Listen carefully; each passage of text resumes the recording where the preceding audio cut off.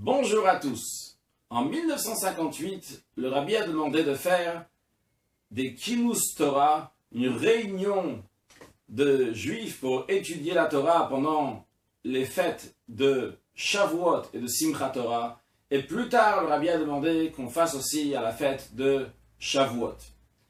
Le Rabbi a aussi dit que tout le monde va faire un maximum pour être là-bas présent physiquement. Et ceux qui ne peuvent pas vont être présents au moins avec la pensée.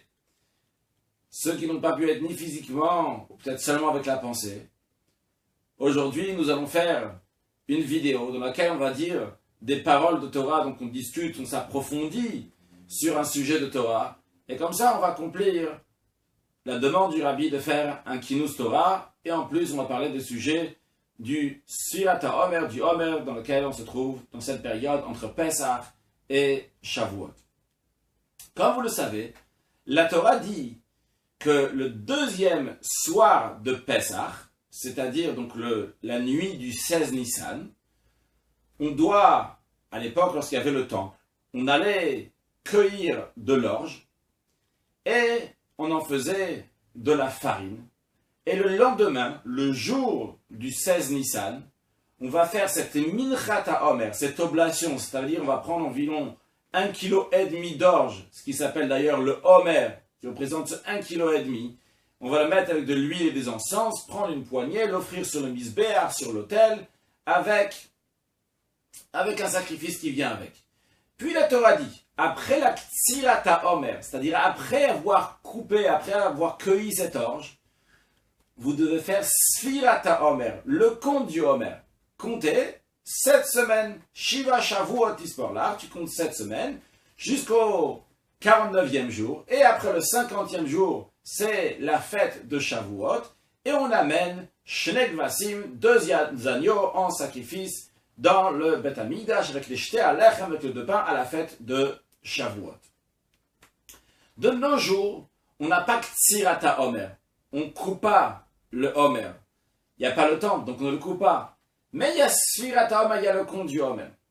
De nos jours, Sfirat HaOmer, le compte du Homer, est uniquement Midérabanan. Midérabanan, c'est un mot qu'on va employer plusieurs fois dans la suite. Donc, on le dira en hébreu à chaque fois. Midérabanan, ça veut dire quelque chose que les sages ont instauré. Midérabanan, Rabbanim, rabbin. Donc, c'est seulement Midérabanan. Parce qu'il n'y a pas de mitzvah de Sfirat HaOmer, de compter le Homer. Parce que cette mitzvah vient uniquement à la suite de Ksirat HaOmer, si on a coupé le Homer. C'est d'ailleurs la raison pour laquelle que tous les soirs, quand on fait Sfirat HaOmer, on compte le Homer, on fait la bénédiction, après on dit le nombre de jours dans lequel on se trouve, puis après on dit Arachaman ou Yachazir Lanu Avodat Bet Hamikdash B'mheira B'yamenu Amen Selah. On demande à Dieu de reconstruire le temple à nouveau, parce qu'on sait qu'en reconstruisant le temple, à ce moment-là uniquement on pourra bien faire cette mitzvah comme Dieu nous le demande. Donc on a 49 jours dans lesquels on va compter tous les soirs avec la bracha, avec la bénédiction, le jour du Homer. Si quelqu'un a oublié de faire le soir, il peut se rattraper le jour suivant, il fait le compte sans la bénédiction. Qu'est-ce qui se passe si quelqu'un a oublié de compter et hier soir et aujourd'hui, toute la journée, il n'a pas fait le compte? Et il se rappelle ce soir, quand c'est déjà la nuit, qu'il n'a pas compté un jour. Eh bien, on a l'opinion du Baal Halachot Gdolot, qui dit que s'il a raté un jour, il ne peut plus continuer à compter. Ça ne sert à rien de continuer à compter, donc il arrête son compte. Puis, on a l'opinion du Tosfot dans Menachot 66a, qui dit que c'est très étonnant ce que le Baal Halachot Gdolot dit, pas du tout. Si quelqu'un l'a oublié un jour, il continue à compter avec la bracha tout normalement.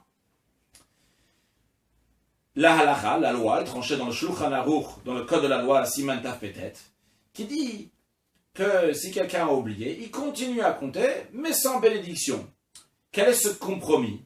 Parce que d'un côté, on va comme Tosfot et beaucoup de Rishonim. Les Rishonim, c'était des décisionnaires, des grands érudits de Torah qui ont vécu entre les années 1040 et 1500, qui disent qu'il n'y a aucun souci, on peut continuer à faire le compte avec la bénédiction.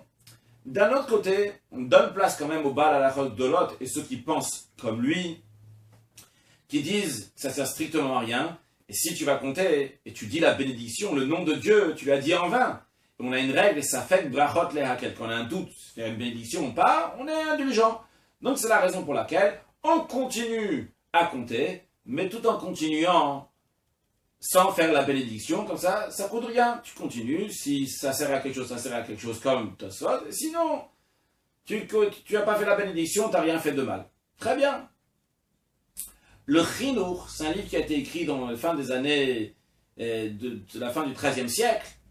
Il explique les mitzvot, et dans la mitzvah Shinvav 306, il explique donc Svirata Omer, et il explique aussi cette discussion entre le Baal Halachot de Lot et Tosfot. Et il dit que d'après le Baal Halachot de Lot, c'est mitzvah achati. La raison pourquoi je ne peux pas continuer à compter si j'ai raté un jour, c'est parce que c'est une seule mitzvah. Ça, c'est ces mots.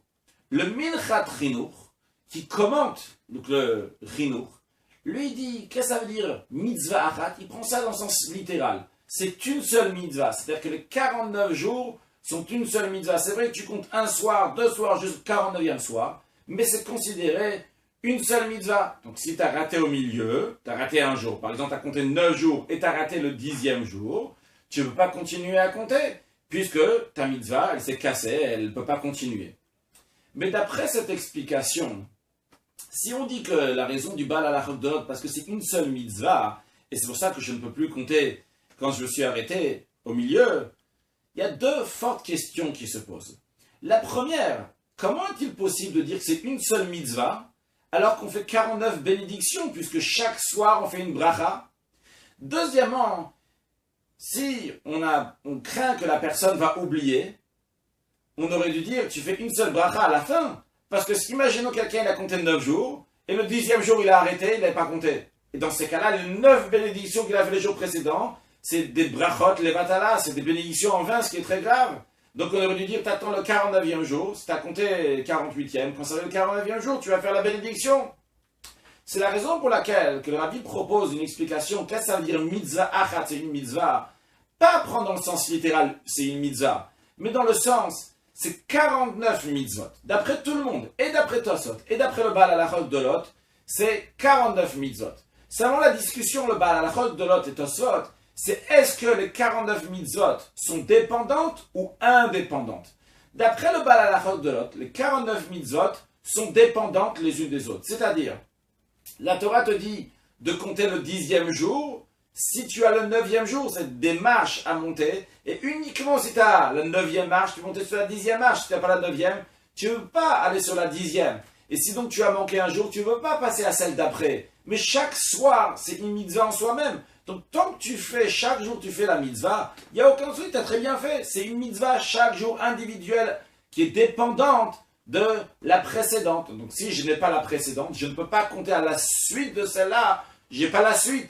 J'ai un arrêt au milieu. Comme tu as un arrêt au milieu, tu ne peux pas compter celle qui est après. Mais les 9 jours que tu as compté, tu as fait la mitzvah, tu as fait 9 mitzvot. Donc ce n'est pas dans le sens littéral une seule mitzvah. C'est 49 mitzvot qui sont indépendantes, qui sont dépendantes l'une de l'autre, d'après le Baal Halachot de l'autre. Et d'après Tosfot, c'est des mitzvot qui sont indépendantes l'une de l'autre. D'après cela, on comprend bien pourquoi on fait une mitzvah chaque soir. Parce qu'en effet, chaque soir, c'est une mitzvah, même d'après le Baal Halachot de l'autre. On comprend aussi pourquoi on ne se soucie pas que si quelqu'un il a oublié de faire une bénédiction, et il a oublié un jour, les 9 jours précédents seront des brachot, les vatala, des bénédictions qui sont en vain, inutiles, on a mentionné le nom de Dieu pour rien. On ne se soucie pas. Pourquoi? Parce que les 9 jours précédents, il a fait une mitzvah, et il avait de quoi faire la bracha, la bénédiction. Bien, sur ce, continuons sur un autre détail.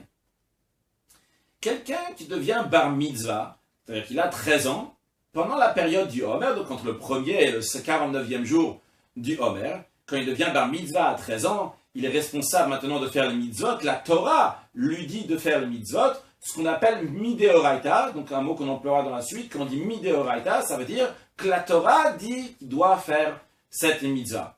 Avant sa bar mitzvah, quand il faisait les mitzvot, les commandements, c'est uniquement parce que les rabbanan, les sages ont dit à son père ou à lui, c'est à voir ça, de faire les commandements, de faire les mitzvot. Donc imaginons qu'il a compté 9 jours le Homer, mais c'était seulement midé rabbanan. Lorsque ça arrive après le 10e jour, ça devient midéoraita. Maintenant c'est un adulte, et ce qu'il fait c'est midéoraita. Alors le Minchat Chinuch se pose cette question, il dit, est-ce qu'il devra continuer avec la bénédiction ou pas? Parce que le Minchat Chinuch a appris dans l'explication du Baal Halachot Gdolot que c'est une seule mitzvah les 49 jours. Alors il demande, est-ce que ce qu'il a compté en étant Midei Rabbanan peut continuer quand il devient Bar Mitzvah, que maintenant ça devient Midei Oraita? Et le Minchat Chinuch ramène une preuve de Or HaChaim Simon Samer Zayin le Magen Avraham qui ramène la chose suivante. Et tout d'abord, deux petites introductions. Shabbat, il rentre, le coucher du soleil, après la tombée de la nuit, c'était à Kochavim. Donc, je peux faire rentrer Shabbat à l'avance. Imaginons Shabbat rentre à 20h, moi je le fais rentrer à 19h, ce qu'on appelle en hébreu Tosefet Shabbat, un rajout de Shabbat. Il y a une opinion qui dit que cette Tosefet Shabbat, c'est Midei Rabbanan, pas Midei Oraita. Et d'après cette opinion, c'est cette opinion que le Magen Avraham ramène qui nous intéresse.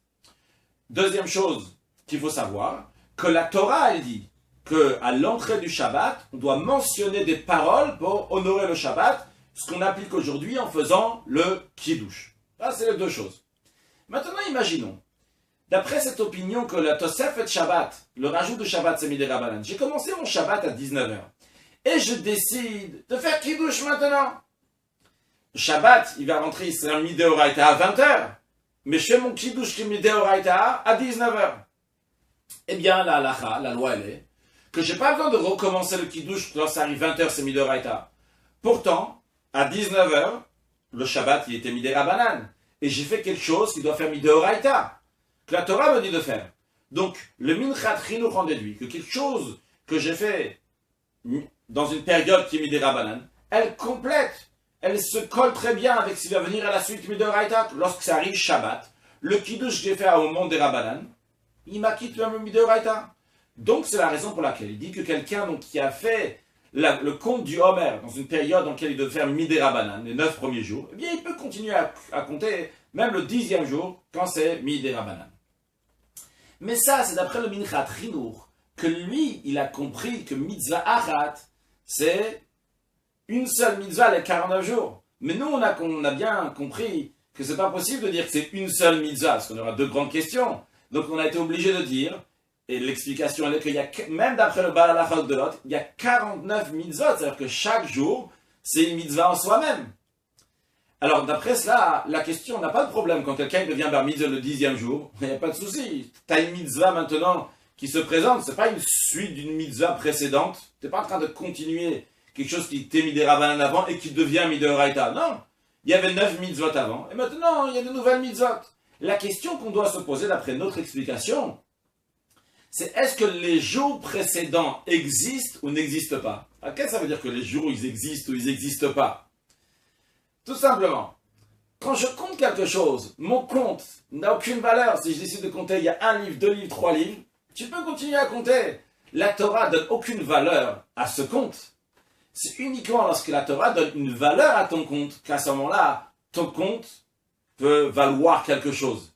La question que nous, on se pose donc, ce jeune homme-là, qui était avant sa bar mitzvah, il a compté des jours Midei Rabbanan. Alors la question elle est, est-ce que ces jours-là, ils comptent ou ils ne comptent pas?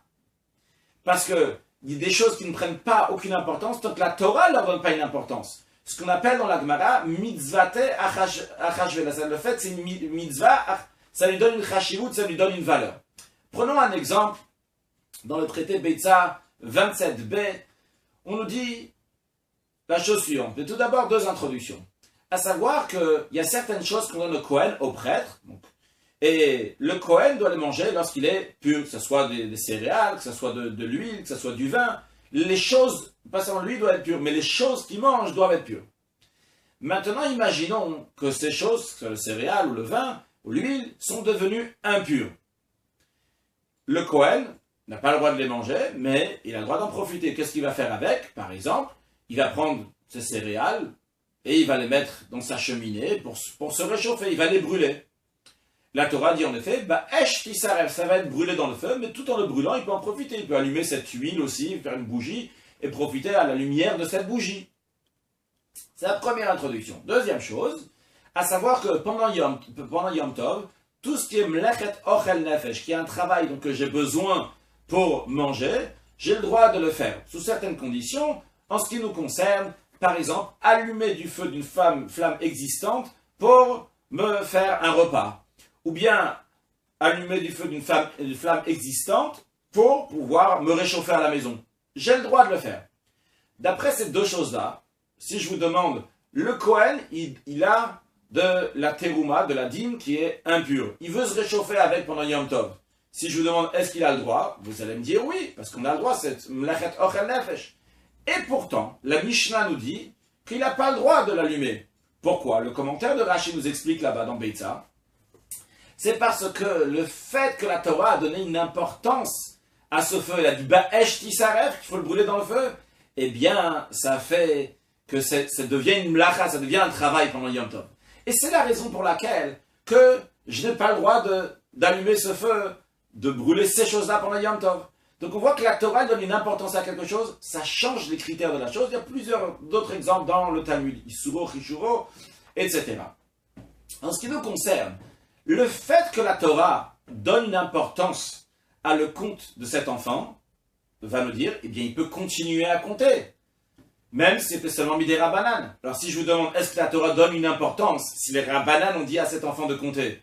La réponse est évidemment que oui, puisque lorsque les Rabbanan disent de faire quelque chose, ça donne une chashivut, ça donne une importance. Et dans ces cas-là, lorsque je vais compter, ça va être considéré, donc les jours sont là, il y a 9 jours qui sont là, cet enfant il a compté ces 9 jours, ces jours sont là, et donc il peut continuer à compter quand il devient bar mitzvah, évidemment avec la bracha, avec la bénédiction.